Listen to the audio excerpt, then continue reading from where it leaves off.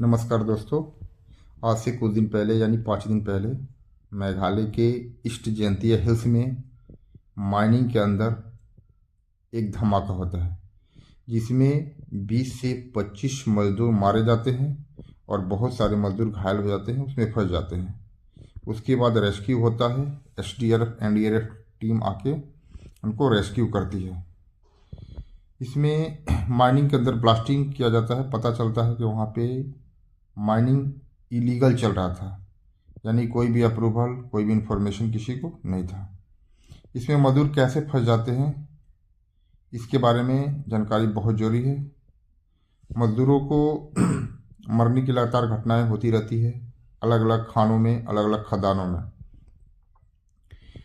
Mining को blasting करने के लिए डायनामाइट, डिटोनेटर और अमोनिया नाइट्रेट यूज किया जाता है ताकि खदान के परते को लूज किया जा सके, डैमेज किया जा सके, ताकि वहाँ से लोडिंग और बहुत सारे प्रोसेस के लिए आसानी हो जाए।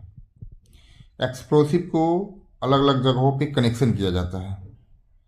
वहाँ पे एक रेड होल माइनिंग बनाया जाता है, अलग अलग जगह पे होल करके उसके अंदर एक्सप्लोसिव जैसे डिटोनेटर या अमोनिया नाइट्रेट, डायनामाइट यूज किया जाता है।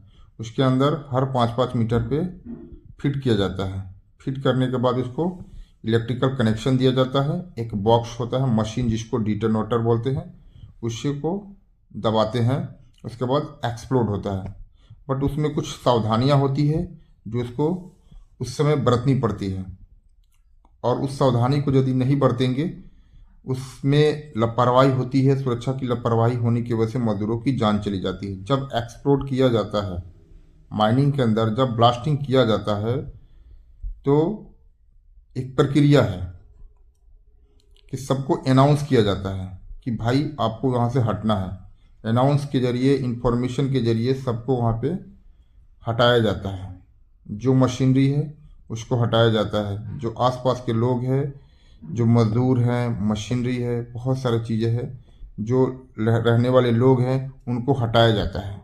उसके बाद ब्लास्टिंग होती है। जो ब्लास्टिंग का एरिया होता है उसको पूरी तरीके से एक बार चेक किया जाता है।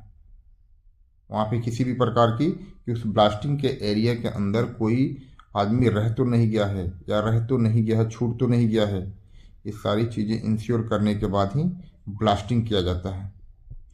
ये चीज़ें इंश्योर नहीं करके अगर आप उस समय ब्लास्टिंग करते हैं, उस ब्लास्टिंग के दौरान वहाँ पे मजदूर जो उनके नज़दीक है चपेट में आते हैं, उनके साथ धमाका होता है और सडनली डेथ हो जाती है। बहुत लोग तो जल जाते हैं।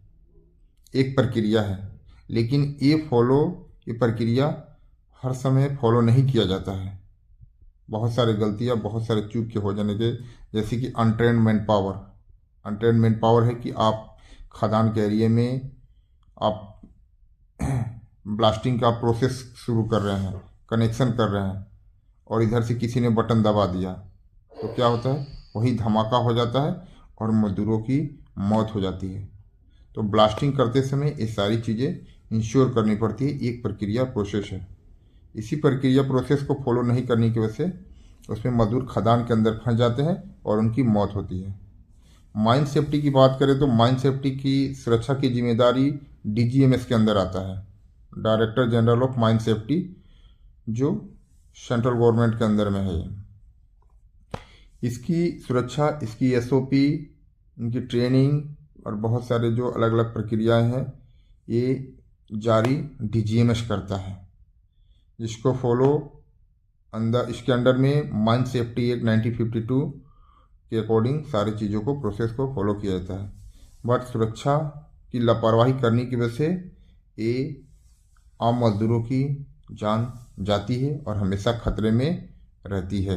ब्लास्टिंग की प्रोसेस जो है बहुत काफ़ी रिस्की है। एक्सप्लोजिव यूज़ किया जाता है, इसकी वजह से ये रिस्की है।